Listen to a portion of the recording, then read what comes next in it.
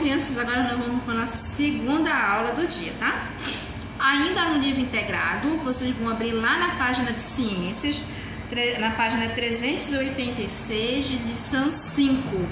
Vamos falar hoje das plantas, as plantas e os seres humanos. Bom, gente, as plantas são autossuficientes, ou seja, né, elas produzem o seu próprio nutriente do que elas precisam para sobreviver. Muitas servem de alimento para os animais e servem de alimento também para os seres humanos. Em nossas alimentações aproveitamos o quê? Né? Antigamente nós aproveitávamos somente o quê? As folhas. Hoje não, a gente aproveita praticamente tudo das plantas. Então aqui no livro de vocês tem algumas partes das plantas que nós aproveitamos. Nós aproveitamos as folhas, as sementes, as flores, raízes, o caule e o fruto, tá? Tudo isso nós aproveitamos das plantas para nos alimentar. Vocês sabem, gente, que as plantas, tá? As verduras, as frutas, tudo isso, elas são riquíssimas em nutrientes. Então é muito importante a gente consumir bastante frutas, né? Bastante legumes na comida, tá bom? E as plantas, além delas dar alimento pra gente, elas também servem, algumas delas servem também para tirar o que? Tecido, tá? Algumas roupas que nós usamos, alguns tipos de tecidos que nós usamos, elas são feitas das plantas. Uma delas é qual? O algodão. Muita gente tem roupas de algodão. Algumas de linhos, tem muitas pessoas que têm roupas de linho. E outra é o de sisal, tá? Então, além da nossa alimentação, ela também, algumas plantas servem, tá, para fazer as nossas roupas. Bom, não só para alimentação, mas como na nossa vestimenta, as plantas também servem na produção dos nossos remédios. Então tem muitos remédios aí à base de plantas, né, que são os remédios naturais. Muitas também servem na questão do perfume, tem muitos perfumes aí que são feitos a partir de essências de algumas plantas, tá? Chá, tem muito chá também que são feitos de plantas. O que nós podemos tirar também das plantas? O próprio papel que vocês usam para escrever, ela é tirada de uma planta, não é verdade? É de uma árvore. Então, tudo a gente aproveita praticamente de uma planta. Bom, já na página 387, nós vamos falar do jardim, da horta e do pomar, tá? Muitas pessoas têm plantações em casa. Algumas têm jardim, outras têm horta, outras têm um pomar, e tem também aqueles que têm os três juntos, tá? Mas agora nós vamos ver a diferença de cada um. Então, quando você disser assim, na minha casa tem um jardim, o que eu tenho que pensar? Se ela falou que tem um jardim, então o jardim dela é composto por quê? Por flores, tá? O jardim, a gente cultiva flores, aquelas plantas que são ornamentais, que servem para decorar a nossa casa. Então, quando ela falar assim, na minha casa tem um jardim, nós temos que pensar isso. Então tem muitas plantas ornamentais na casa dela.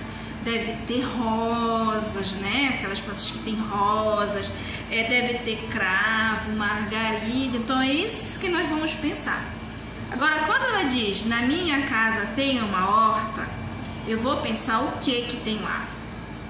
Que tem aquelas plantas que servem para nossa alimentação, tá? Tem muitas casas que tem horta. Por exemplo, na minha casa tem horta. E também tem um jardim. O que tem na minha horta? Tem cebolinha, tem alface, tá? Só não tem cenoura, mas tem alface, tem cheiro verde, tem coentro e outros que agora eu não estou lembrando. Então, quando eu falo de horta, eu estou falando disso, daquelas plantinhas que são usadas para a nossa alimentação, tá? Aqui no livro de vocês tem algumas. O alface, o couve, o repolho, a cenoura, a beterraba, tomate e outros vegetais usados como temperos. Então, quando você falar, eu tenho uma horta na minha casa, é isso que eu vou pensar. Nós devemos pensar, né?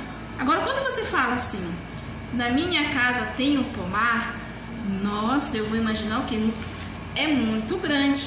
Porque o que eu vou plantar no meu pomar? São aquelas árvores frutíferas, aquelas árvores grandes. São o que? A mangueira, aquelas árvores do abacateiro, o jambeiro, a goiabeira. Então isso que eu vou ter no meu pomar. Agora, se você disser assim, na minha casa tem jardim, horta e pomar, maravilha, você tem os três juntos. Você tem tanto plantas para sua decoração da sua casa, como para sua alimentação e como as frutas também que você tira para sua própria alimentação. Então não esqueça, quando você falar em jardim, você tem que saber o quê? Que são aquelas flores ornamentais que você usa para ornamentar a sua casa. Quando eu falo de horta, já é diferente. São aquelas plantas que eu uso para minha alimentação, para fazer o tempero da minha comida. Agora, quando você fala pomar, eu já penso em uma coisa maior. Você tem árvores frutíferas na sua casa, certo? Então essas são as três, a diferença de cada uma.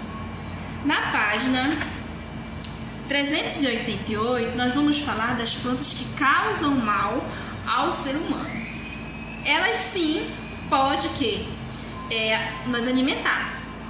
Elas podem o quê? Nos vestir. Mas tem algumas que nós não podemos consumir. Eu tenho aqui no livro de vocês o exemplo aqui da mandioca brava. Essa planta, né? Ela é muito o quê? Venenosa. Só que ela é a principal fonte de alimento, né? Principalmente aqui do pessoal do norte, que é a farinha. Tem aquela farinha que você gosta de comer junto com açaí, tomar junto com açaí, colocar no açaí. Então, ela é tirada essa farinha é feita da mandioca. Só que ela traz a mandioca em si, como diz o nome, brava, né? Ela é sim prejudicial à nossa saúde. Mas ela bem tratada por um profissional, ela vai deixar de ser. Então vamos ler aqui, ó. A mandioca brava é muito venenosa, mas mesmo assim é uma das principais matérias-primas para a produção de farinha em certas regiões do Brasil. Aqui nós consumimos muita farinha. Para isso é preciso cuidado. Ela é tratada para a retirada do veneno. Depois desse processo, a farinha é produzida sem perigo algum para o consumo. Então não vão sair por aí pegando mandioca e fazendo farinha, gente, porque isso é prejudicial. Quem tem que fazer a farinha é aquelas pessoas que são mais experientes, aquelas pessoas que sabem, conseguem tirar o veneno dela para poder ir lá fazer a produção da farinha para o nosso consumo, tá? Outra planta que é arriscada, prejudicial para a nossa saúde, aqui do nosso livro, tem a urtiga da Mata Atlântica. Essa urtiga, o que ela causa na gente? É uma sensação de queimação na pele quando são tocadas. E o que acontece com a urtiga, muito comum no Brasil. As substâncias irritantes da urtiga ficam armazenadas dentro de minúsculos pelos que se espalham pelo caule e pelas folhas da planta. Então, quando vocês verem uma urtiga por aí, por favor, crianças, não vão pegar nessa urtiga, senão vocês vão ficar com a pele irritada, vai dar uma coceira em vocês, tá? Então, essas aqui são as duas plantas, além de existir mais, tá? Mas no livro de vocês está citando apenas essas duas. Então, as plantas, ela o quê? Dá o alimento, tá? Delas são extraídas alguns remédios de perfume. Usamos também para nossa vestimenta alguns tipos de planta, mas elas também, outros tipos, elas podem o quê? Ser prejudiciais à nossa saúde. Na página 388, nós vamos falar da extinção de algumas plantas. Pena, né, gente? Existia essa extinção. Tem muita gente que não conserva, que não preserva, na verdade, né? Que não preserva o nosso ambiente, a nossa mata. Então, fazendo com que algumas plantas elas vão entrando em extinção, elas vão deixando de existir. Então, aqui no livro de vocês, vamos ler aqui. Muitas espécies de plantas brasileiras correm risco de extinção. Quando ele fala corre o risco de extinção, ela corre o risco de sumir. A maioria delas é muito procurada por causa da madeira para a fabricação de imóveis. Magno, peroba, ipê, rosa, cedro jequitibá são árvores com risco de extinção. Uma das árvores que sofreu e ainda sofre risco é o pau-brasil. Desde a chegada dos portugueses ao Brasil, essa árvore foi explorada. É que o pau-brasil possui, entre outras características, um pigmento, substância de cor, que dá a cor, né? Ela dá a cor avermelhada, muito usada, eles tiram esse pigmento, gente, dela para atingir tecido. Só que ela está sendo tão explorada, ela está sendo tão retirada, que ela está acabando. Então essas são algumas das árvores que estão o quê? Entrando em extinção, elas estão deixando de existir, tá? Já na página 390, nós vamos fazer a atividade. Então vamos lá. Primeira questão. Escreva os nomes das plantas nas colunas correspondentes. Eu tenho 3 colunas aqui. E em cima eu tenho vários nomes de plantas. Na primeira coluna eu tenho remédios. Quais são as plantas que são usadas para remédios? Na coluna do meio eu tenho tecido. Quais são as plantas usadas para a fabricação de tecido? E na outra coluna eu tenho aqui os móveis. Quais são as plantas que são usadas, né, para fazer os móveis? Então eu tenho linho, hortelã, agrião, pinheiro, sisal, peroba, cerejeira, algodão, erva doce, cedro e boldo. Vamos fazer remédio. Qual desses nomes em cima, dessas plantinhas em cima, nós usamos para fazer remédio? O ninho é para fazer remédio? Não. Hortelã é? Sim, hortelã é. Nós usamos hortelã para fazer chazinhos. Então vamos colocar o hortelã aqui na coluna dos remédios. E do tecido? Qual é dessas plantas que nós usamos para fazer o tecido? O linho é? Sim, o linho ele é. Então você vai escrever linho aqui no tecido. Móveis, vamos lá. Agrião é para fazer móveis? Não. E o pinheiro? Sim, o pinheiro nós usamos para fazer os móveis. Então você vai colocar hortelã no remédio, tecidos no linho e móveis no pinheiro. E assim você vai fazer as demais, tá? Na segunda questão, relacione os ambientes aos vegetais correspondentes. Eu tenho a abóbora, uma laranja e uma alface. Do outro lado eu tenho um girassol, vamos dizer que é um girassol. Eu tenho uma outra plantinha e aqui eu tenho um morango.